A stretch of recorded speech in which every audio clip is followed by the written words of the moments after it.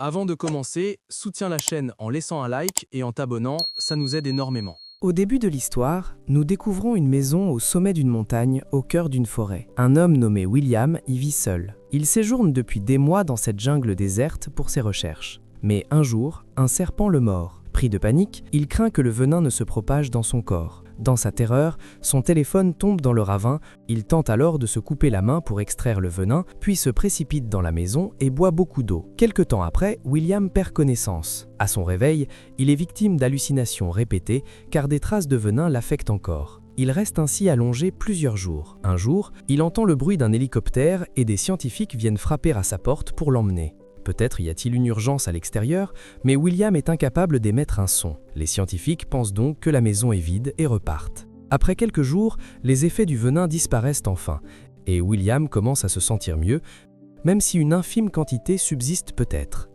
Il prend sa voiture et se dirige vers la ville. Mais en arrivant, il est stupéfait. La ville entière a changé. Aucun être vivant dans les rues. Des objets sont dispersés partout comme après une catastrophe majeure. Des milliers de voitures sont immobilisées sur les routes, leurs occupants morts. Son regard est attiré par un panneau routier. Quelques jours plus tôt, un virus extrêmement mortel s'était répandu à travers le monde. Sa propagation fulgurante a infecté et tué presque toute l'humanité. Il n'y a plus de gouvernement, plus de lois, plus de règles. William se rend chez lui et découvre que ses parents sont morts quelques jours auparavant. Il prend le temps d'accepter la réalité, puis leur creuse des tombes près de la maison. Quelques jours passent et William réalise qu'il est le seul survivant dans cette ville. Mais il espère qu'ailleurs, d'autres personnes immunisées ont pu survivre. Pour plus de sécurité, il prend un fusil et des provisions et se dirige vers Las Vegas. Le pont y menant est bloqué. Il doit donc faire un long détour. Mais cette ville est également déserte. Les grands hôtels et casinos sont vides. Épuisé, William s'installe dans un hôtel prestigieux. Tout lui étant accessible, il se met à boire des vins coûteux. La nuit suivante, 2 survivants le rejoignent, Milton et Anne, qui, comme lui, n'ont pas été infectés. Il lui explique qu'ils séjournent aussi dans des hôtels de luxe depuis quelques jours. Milton lui montre la dernière diffusion télévisée. Les scientifiques n'ont pas réussi à créer d'antidote. Des guerres civiles ont ensuite éclaté, les gens s'entretuant pour des médicaments. En quelques jours, l'humanité a été décimée par le virus ou par la violence. William apprend que Milton et Anne voient le premier être humain depuis l'épidémie. Le nombre de survivants sur Terre est extrêmement faible. Il se rend aussi compte que leur isolement prolongé a détérioré leur santé mentale. Anne révèle avoir vu son mari et son enfant mourir lors d'un appel vidéo, ce qui a brisé sa volonté de vivre. William reste avec eux dans l'hôtel quelques jours. Même entouré de vêtements de marque gratuits, il n'y trouve aucun réconfort. La valeur des marques a disparu avec les humains. Milton, ancien homme d'affaires prospère, a tout perdu. Sa renommée, sa famille. Il garde un pistolet pour mettre fin à leur jour si besoin.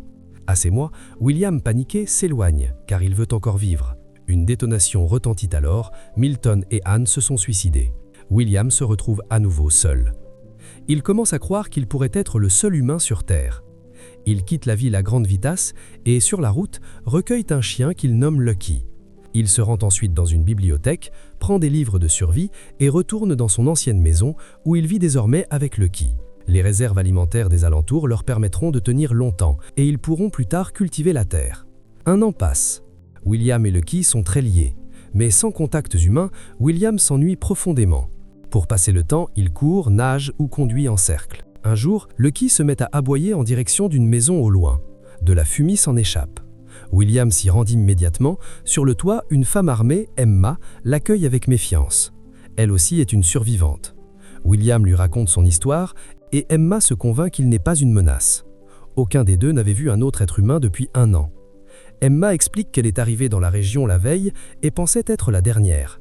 Après avoir parlé un moment, William s'apprête à partir, mais Emma lui demande de rester. « Cela fait si longtemps que je n'ai pas rencontré quelqu'un. » William accepte et l'emmène chez lui.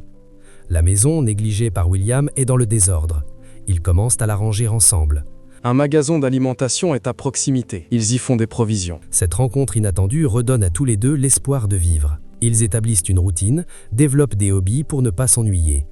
Ils comprennent aussi que s'ils sont le dernier couple sur Terre, la responsabilité de repeupler le monde leur incombe. Pendant ce temps, les animaux sauvages commencent à envahir les villes en l'absence des humains. William installe des panneaux solaires pour rendre la maison autonome. Quelques jours plus tard, Emma tombe enceinte. Elle est ravie, mais William s'inquiète. Est-il juste de mettre un enfant dans le monde dans cet univers post-apocalyptique? Et comment se passera l'accouchement? Il se rend à la bibliothèque pour étudier les livres sur la naissance. Avec le temps, leur maison devient un refuge sûr. Les panneaux solaires alimentent un réfrigérateur pour conserver la nourriture. Ils élèvent des poules et des vaches pour les œufs et le lait. Un grand jardin verdoyant est à proximité. L'air libéré de la pollution humaine est devenu pur. Mais un problème surgit. Les rats envahissent les alentours et se rapprochent de la maison. Ils brûlent des déchets pour les éloigner, puis finissent par sceller la maison. Une nuit, Emma dit qu'ils trouveront une solution pour les rats et se réjouit surtout de la venue du bébé. Les semaines suivantes, William ramène des chats de loin, ce qui réduit la population de rats. Enfin, le jour de l'accouchement arrive. Grâce à leurs préparatifs et à l'aide de William, une petite fille en bonne santé naît. Plus tard, ils se rendent en ville et peignent leur adresse des endroits bien visibles, au cas où d'autres survivants passeraient. 6 ans passent. Un jour, au volant, William percute un tigre sur la route. En l'observant, il aperçoit une petite fille épeurée qui tente de s'enfuir. Il la rattrape et l'invite à le suivre chez lui. Terrifiée, la fille se calme lorsqu'il lui offre une pomme. Elle monte alors dans sa voiture. À la maison, on découvre que William a désormais 2 enfants. 2 ans après leur fille aînée, un garçon nommé Alex est né et Emma attend leur 3e enfant. Peut-être sont-ils ceux qui repeupleront le monde. Grâce à l'adresse peinte en ville, 2 survivants, Marina et George, arrivent à la maison. La petite fille, toujours effrayée, refuse de descendre du camion. On la laisse tranquille. Le matin, Marina lui apporte de manger et la fille tente de l'attaquer. Marina lui raconte alors comment, avec George, ils ont voyagé à la recherche de survivants et ont finalement trouvé l'adresse de William. Tout en parlant, elle fait entrer la fille et lui propose de se laver. Plus tard, Marina découvre d'étranges dessins dans son sac, ainsi qu'une lettre signée Ivy. La lettre, écrite par la mère d'Ivy, explique qu'elle a été profondément traumatisée par les violences de son père pendant l'épidémie. Un jour, sa mère a tué le père et a dit à Ivy de fuir vers un endroit sûr. Le groupe accueille alors Ivy parmi eux. Peu après, Emma donne naissance à son 3e enfant, un garçon nommé Sam. La famille s'agrandit. L'année suivante, ils vivent heureux ensemble. Mais un jour, un signal indique l'arrivée de nouveaux venus. Les enfants sont mis à l'abri et les adultes, armés, partent vérifier. Il s'agit d'un autre groupe de survivants, Molly, Jean, Ezra et leur fils Raif, qui a trouvé l'adresse d'Emma en ville. Le groupe de William les accueille. Molly explique qu'en 8 ans, ils n'ont vu que 4 personnes vivantes. Ils n'ont jamais eu de lieu fixe et ont erré de lieu en lieu. Emma leur dit que c'est désormais leur maison. Il y a de tout ici, et ensemble, ils peuvent construire une nouvelle société. Molly est médecin, ce qui est une bénédiction pour les soins. Le lendemain, William explique les règles aux nouveaux membres. Très peu d'humains restent sur la planète, et les animaux sauvages rôdent souvent. Il faut donc être armé, et ne jamais sortir seul. Ensuite, tous se rendent dans la dernière partie de la ville pour récupérer des fournitures. Molly, en tant que médecin, collecte des médicaments à l'hôpital voisin. De retour à la maison, Jean, la nouvelle membre qui est chanteuse, offre une chanson à tous. Elle est aussi la mère de l'enfant d'Ezra. George et Marina renouent des liens après toutes ces années. Les mois suivants, Jean et Marina donnent naissance à des petites filles. 14 ans passent ainsi. La famille est devenue très nombreuse. On célèbre l'anniversaire de leur fille aînée. William enseigne aux enfants tout ce qu'il sait de l'ancien monde, comment les humains vivaient, ce qu'ils faisaient et comment bâtir l'avenir. Un jour, une terrible tempête éclate. William réalise que Lucky n'est pas à l'intérieur. Il sort et découvre le chien écrasé sous un arbre. William et Emma sont effondrés. Lucky était arrivé dans la vie de William avant même Emma, quand tout espoir semblait perdu. Ils lui font une tombe dans le jardin et le reconnaissent comme le premier membre de leur groupe. Peu après, un tigre pénètre dans le jardin. William se place devant pour protéger les enfants. Le tigre le blesse grièvement avant de s'enfuir. Grâce à la présence du médecin et des médicaments, William survit. Emma traque et abat le tigre pour qu'il ne représente plus une menace. Quelques semaines plus tard, William reprend ses activités. 17 ans sont passés, tous les enfants ont grandi. William enseigne les techniques de survie à ses fils Alex et Sam. Raif, le fils aîné d'Ezra, et la fille de William s'éprennent l'un de l'autre. Ils annoncent vouloir partir explorer le monde seuls. Tous comprennent que la responsabilité de repeupler la Terre leur incombe et ils les laissent partir avec des armes et des provisions. Quelques jours plus tard, ils font face à une pénurie d'eau. Ils découvrent que les sources alentours s'assèchent, les régimes climatiques ayant changé en l'absence des humains. Peu après, ils aperçoivent un véhicule approchant. D'autres survivants existent donc. Ils rentrent prévenir leur groupe, craignant une menace potentielle. Le chef de ce groupe, Charlie, explique qu'ils sont venus pour du pétrole. Il propose d'installer une pompe à eau manuelle en échange de carburant. Face à la pénurie d'eau, le groupe de William accepte. Les travaux de forage commencent. Mais William se méfie rapidement de Charlie, dont les conversations laissent entendre qu'il a tué des survivants pour leurs ressources. Il met en garde son groupe. Emma tempère. Ils partiront une fois le forage terminé. Après 4 jours, l'eau jaillit enfin. William déclare l'accord terminé et demande à Charlie de prendre le carburant et de partir. La nuit, ils célèbrent ensemble, mais William reste sur ses gardes. Soudain, des cris retentissent. Charlie a agressé sexuellement Ivy. William alerte son groupe. Ils apprennent aussi que Charlie, bien armé, n'a pas l'intention de partir. William estime qu'il faut le neutraliser pour protéger les leurs. Après délibération, tous conviennent que si Charlie est éliminé, son groupe ne se vengera probablement pas. Selon le plan, ils encerclent Charlie de nuit et William le tue. Rongé par le remords d'avoir pris une vie, il l'a fait pour la sécurité de son groupe. Le lendemain, ils expliquent au groupe de Charlie qu'il n'y aura pas de représailles.